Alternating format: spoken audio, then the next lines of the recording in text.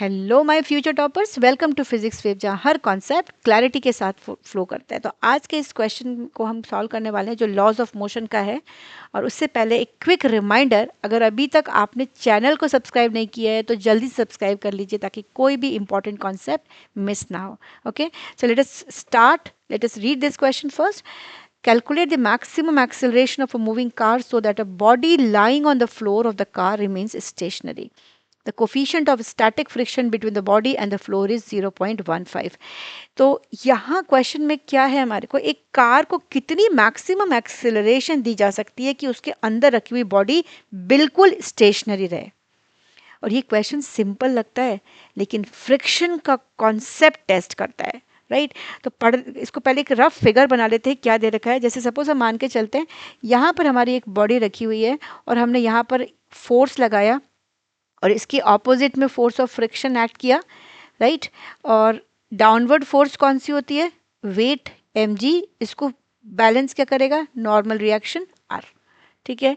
तो अब क्वेश्चन में क्या बोल रहा है कि for the block to remain stationary, है ना, for block to remain stationery,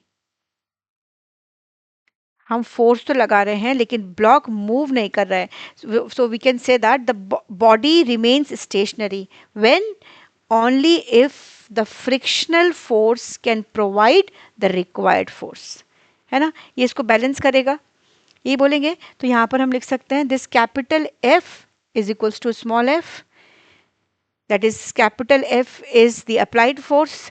तो यहाँ से हम लिख सकते हैं इसको मास इनटू एक्सेलरेशन। और हमें मालूम है फ्रिक्शनल फोर्स का फॉर्मूला क्या होता है, हमने पढ़ा है ना, mu is equals to frictional force divided by the normal reaction. So small f is the frictional force here which can be written as mu into r.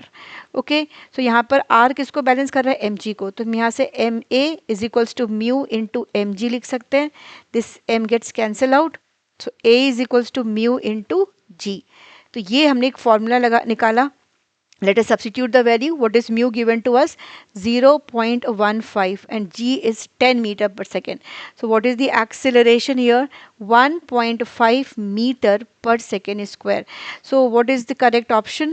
The correct option is option 2, which is 1.5 meter per second square.